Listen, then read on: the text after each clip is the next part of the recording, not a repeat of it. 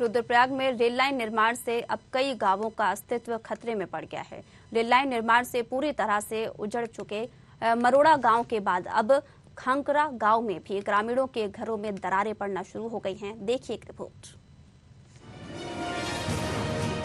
ये है बुजुर्ग महिला सावित्री देवी। इन बूढ़ी आंखों से निकलते आंसुओं को देखिए। इन्होंने कभी सोचा भी नहीं था कि उम्र के इस पड़ाव में उन्हें विकास की इतनी बड़ी कीमत चुकानी पड़ेगी। खांकरा निवासी वृद्धा सावित्री देवी का कहना है कि रेल परियोजना के लिए बनाई जा रही सुरंग से उनके घर को खतरा है। सुरंग निर्माण के चलते वृद्ध महिला के मकान में दरारें पड़ गई हैं। अपनी जान माल की सुरक्षा को लेकर चिंतित महिला कहती है उनका पति और बेटा फौज में देश के लिए शहीद हो गए हैं। अब प्रशासन उनके घर को दबाकर उन्हें मारना चाहता है। जब सरकार मेरी कुछ नहीं सोच रहा है, कुछ नहीं देख रहा है, मैं कहाँ जाऊंगा बताओ पहले। ये मिट्टी से पूरा मेरा फेफड़ फाफड़ सब खराब हो रखे हैं, मैं कितना दवाई खाऊंगा।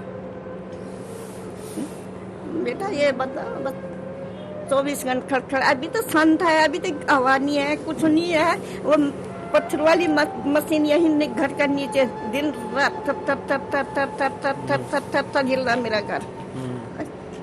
जब गाड़ी चलती है यहाँ पर ये मिट्टी की, यहाँ की मिट्टी भैर जा रही है, भैर की मिट्टी अंदर ला रही है। दुनिया भर की कूड़ा कर उतनी बार घर कितना हिल रहा है। ये घर देखो सामने मैं दिखाता हूँ। ये दीवार कितनी ठोक रखी है इनकी। मेरे दीवार देखो पहले कितनी ठोक रखी है, मैं बार बार उठा के। ये क्या चाहते हैं, मेरे को दबाना चाहते हैं क्या? अरे बुढ़िया से बात मत करो, बुढ़िया से बात मत, ऐसा बोलते हैं कंपनी, इनमें कंपनी क्या ठेकेदार लोग क्या कर, जितने भी ठेकेदार है वो भी बोलते हैं कि बुढ़िया से मत करो बात। क्या झूठ आरोप लगाते हैं। कभी बोलते ही थी उसने तो ड्राइवर से वहाँ पर पैसा खाया 10 दिन उस पर गाड़ी, कभी बोलते हैं उसने ठेकेदार को पैसा दे दिया। किसने दिया? मेरे पर झूठ आरोप क्यों लगा रखा है इस कंपनी का? जिला प्रशासन और RVNL को कई बार पत्र भेजकर अन्यत्र विस्थापन करने की मांग की है, लेकिन कोई सुन नहीं रहा है। साथ में रह रही उनकी नातिन ने कहा घर कभी भी टूट सकता है, पर कोई सुध लेने को तैयार नहीं है।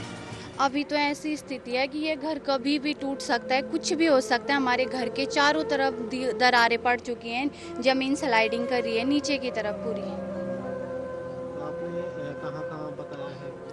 ये हमने पहले हम कंपनी के पास गए, फिर हम रेलवे ऑफिस के पास गए, फिर हम ऊपर DM कोर्ट तक चले गए, पर किसी ने हमारी सुनवाई नहीं की है। तो अभी क्या हो रहा है? सीमेंट के टुकड़े गिर रहे, किस तरह से, कितना डर लग रहा है? बहुत ज़्यादा डर लग रहा है। घर की स्थिति एकदम खराब है, अंदर से सीमेंट के टुकड़े आए दिन गिरते जाते हैं। जैसे सड़क पे भारी वाहन चलते हैं तो घर पूरा हिलता है, पूरे घर पे कंपन होती है और नीचे सीमेंट के टुकड़े गिरते रहते हैं ऊपर से। परसों तो हमारे सर पे गिरते गिरते बचा है। बारिश का पानी भी अंदर आ रखा है। DM और विधायक क्या कहते हैं? DM और विधायक ने कुछ नहीं कहा है। हम एप्लीकेशन देते, वो कहते होगा, पर अभी तक कुछ नहीं हुआ। कब होगा? तबीयत खराब रहती है ना?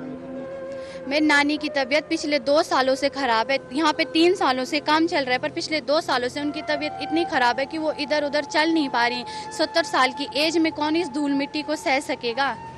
ऐसा नहीं है कि सावित्री देवी पहली महिला हैं जिसके घर में दरारें आई हैं, बल्कि खांकरा गांव के अधिसंख्या मकानों में दरारें आई हुई हैं। ग्रामीण कहते हैं प्रशासन और रेलवे को बोलते बोलते अब थक चुके हैं। देखिए यहाँ पर 3 वर्ष हो गए हैं रेलवे का काम चलते चलते। रुद्रप्रयाग जनपद का पहला काम खांकरा से हुआ था।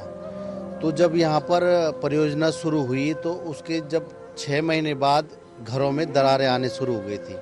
तो स्थानीय लोगों ने रेलवे वालों से शिकायत करी कि भाई हमारे यहाँ दरारें आ रही हैं, मकान फट रहे हैं, आप विस्फोट मत करिए या आबादी वाले क्षेत्र में मत करें या कम करिए।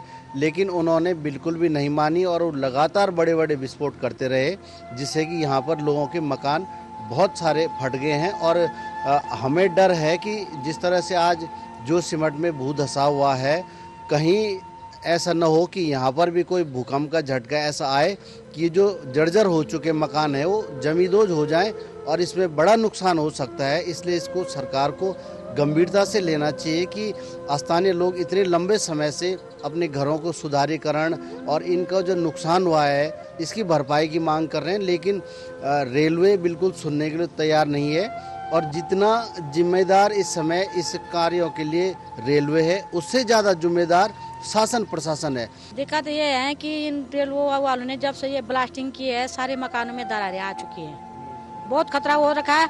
अब डर हमको ये है कि जैसे जो शिविर में चल रहा है आजकल, कहीं वैसी नौबत ना है। समय किसने देखा?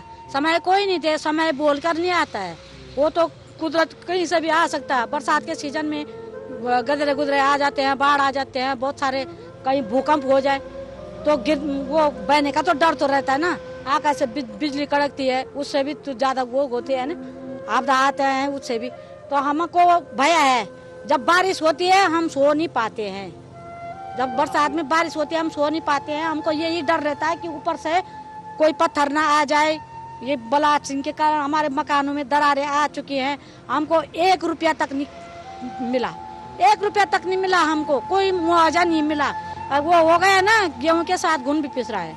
दरअसल रेल लाइन निर्माण का पहाड़ पर विरोध नहीं है, लेकिन इन निर्माण कार्यों में जिस तरह से कंपनियां अनियमितताएं बरत रही हैं, उसने पहाड़ के कई गांवों का अस्तित्व संकट में आ गया है, जबकि कई गांव आने वाले समय में खतरे के मुहाने पर खड़े हैं। जरूरत इस बात की है कि इन परियोजनाओं के निर्माण पहाड़ की संवेदनशीलता को देखते हुए किया जाए और प्रभावित परिवारों का समुचित विस्थापन और पुनर्वास किया जाए, लेकिन ऐसा हो नहीं रहा है। रुद्रप्रयाग से न्यूज़ आर के लिए कुलदीप राणा आजाद की रिपोर्ट।